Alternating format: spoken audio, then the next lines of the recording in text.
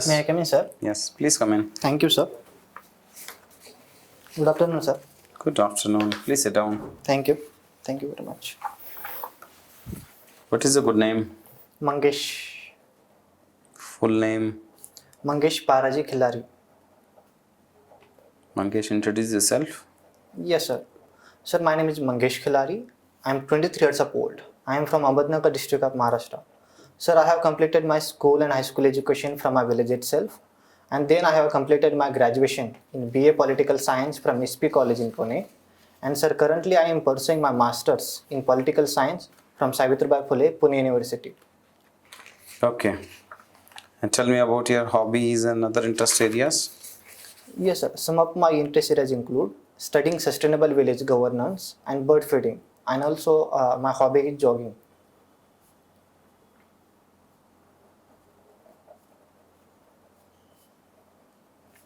Do you still pursue your hobby of jogging?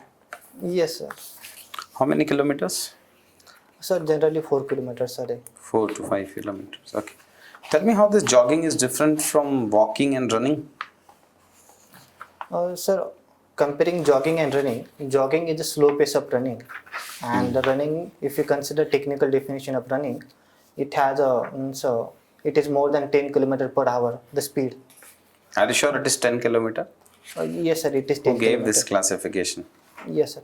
And in terms of walking, comparing that with jogging or running, or walking on the side, when we walk generally, our 1 foot has always been on the land. So while in case of running or jogging, may be the case that our both the foots may be into the air. So that is the basic difference. No, but who classified it that for running it should be more than 10 kilometers per hour? I'm not exactly aware about who has classified, but it has generally been given. Okay. Okay, you have one more interest area of bird feeding. Do you also do bird feeding nowadays? Currently, I'm living in Pune, so I'm not following this in Pune. Especially this hobby has been pursued into my village area. Okay. Which all birds they come to your village areas? And is there any migrant bird which is very common or in your area? No, sir. There is no migrant bird species, but these are the locally one like sparrows, salunkis. There are the cranes, and most of the time, since our activity has been related with agriculture, so that's why the birds also come within the agriculture during furrowing and ploughing seasons. So that was the very beautiful in our areas. But why humans they have to artificially feed the birds? Don't they have any availability of natural sources directly from your farmlands? Yes, sir, that can be the possible. But since many a times currently we are saying that bird did not get adequate food also. And for me, it is just out of fun activity or fun or enjoyment, looking at birds also. Okay.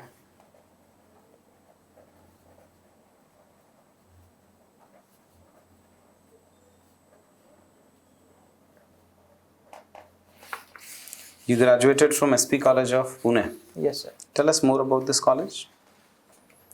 Sir, it has been established in 1915 during independence movement, and it also named at that point of time New Pune College. But after contribution by Sir Parshuram Bhau, who contributed almost 2 lakh for this college, the college renamed as the Sir Parshuram Bhau College.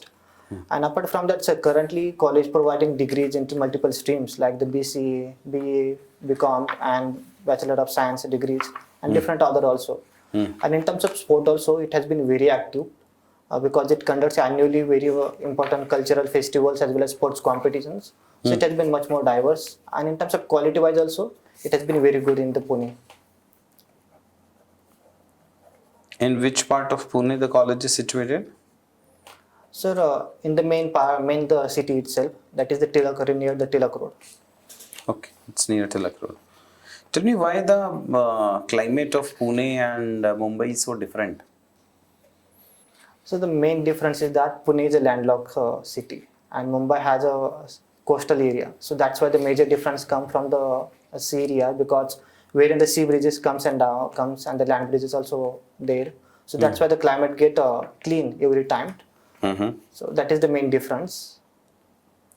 And sir, apart from that, going by the Mumbai, it has been the eastern side, western side of the Western Ghat. So it has generally from climatological point of view, it has been the vulnerable for the flooding activities, flooding seasons, because it gains much more rains. But as far as Pune is concerned, it is on the eastern part of the Western Ghat, so that's why the climate is also different. Some part of the Pune has been rain shadow regions. Okay. Ahmednagar is famous for? Sir, it is famous for multiple things. First of all, it is origin moment of cooperatives. In fact, India itself, it has been originated in the Ahmednagar, wherein the Pravaranagar sugar factory has been started in 1950s. Secondly, sir, historically also it is a very famous during independence movement. Pandit Jawaharlal Nehru, Maulana Azad, Sardar Patel has been imprisoned there in the Ahmednagar fort. And sir, it is also considered as a southern limit of Indus Valley civilization. For example, Daimabad and the Jorwe culture sites are also within the Ahmednagar fort, Ahmednagar district. And there are also culturally as well as environmental point of view, it has been very famous because religious places are like Sai Baba in the Shirdi. There is also the Shani Shingnapur temples, and in terms of environmental conservation, two very unique sanctuaries are there. Devulgaon Rehkur Karvet Sanctuary. At the same time, the Great Indian Bustard. Yes, it is a critically endangered species. So for this conservation, there is a Great Indian Bustard Sanctuary also. Okay, good. Tell me what is your optional? Political science and international relation. Yes. Recently, one of the minister of Sri Lanka said that India helped a lot to the economically hit Sri Lanka. Yes, sir. Right? So why they said it that we helped them much more than the combined world helped them? What was India's initiatives taken? So after the economic crisis happens, so India provided multiple grain-related packages also. Apart from that, we have also supported in terms of oil as well as some of the humanitarian assistance as well. And the line of credits are also been given. Cumulatively, almost I think $4 billion has been devolved to the Sri Lanka, completing all the packages also. Okay.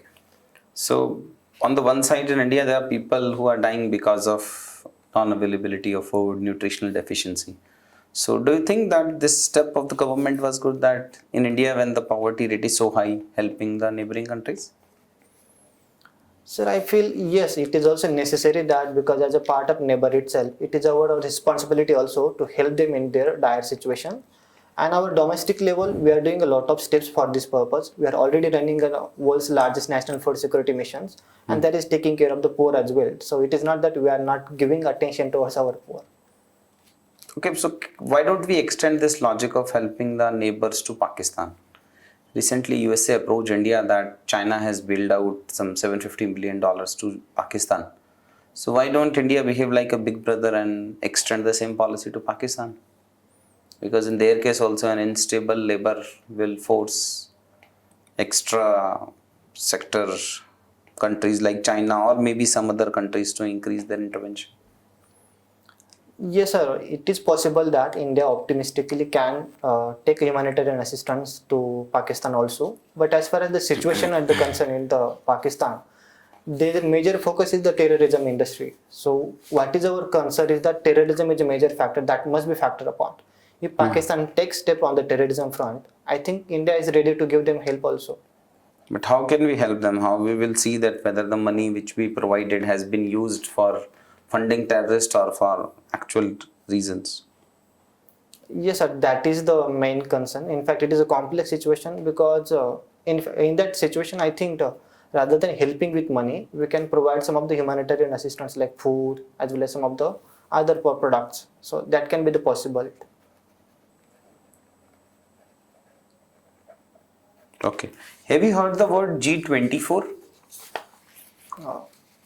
Sorry, sir, I did not heard about it. G24, which has been the subcomponent of G77. Okay, so I know about the G77, but not exactly about Which came up with two pillars in case of taxing of these big digital companies. Okay, so I need to read about it, sir. Sorry. Okay. What is this global minimum tax? Sir, global minimum tax is about the related to corporate industries especially. It has been also proposed by the United Nations at international conferences also. And within that, the major industrial, especially the corporates who are working in the inter-country, that can be taxed based upon their major operational holdings.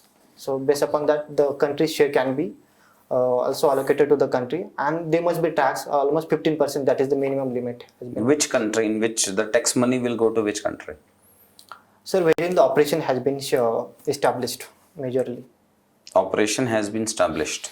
Yes, and to some extent, the some part of the maybe the other countries wherein they have the headquarters, that can be distributed equal. Means some calculation measures. Operations. So in services, for example, I set up a company in Mauritius.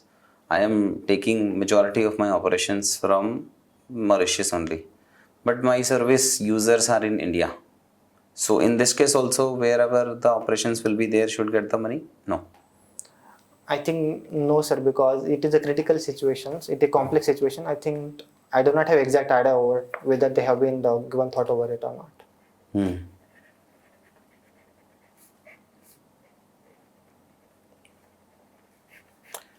So GST, we usually call it as it is a destination based tax. What exactly a destination based tax means?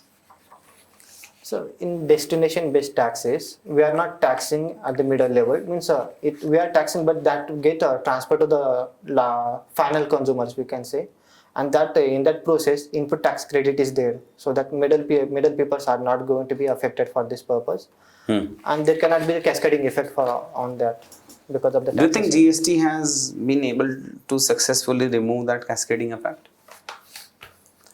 Yes, sir. To some extent, it has definitely built an integrated market also. To some extent, it has been helped, but it has a room also to more concretized, can be strengthened more. Like in which all areas?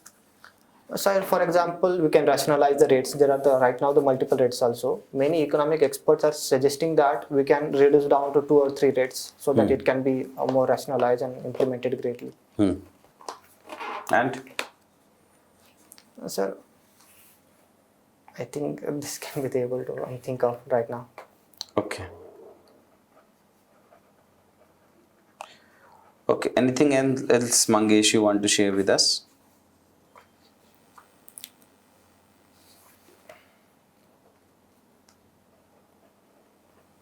No? Sir, yes, I wanted to tell you that in our area, there are the 2 important villages like the Railagan Siddhi and Huri Bazar, which are considered as a model villages in Ahmednagar, and as far as India is concerned. They have taken a lot of steps sustainably in their own villages collectively, and they achieve fabulous results in their villages. Such measures can be adopted in other villages, and through this governance framework, we can implement it in the other areas as well. That's what I wanted to suggest. Okay. ठीक है, Mangesh, formal part is over.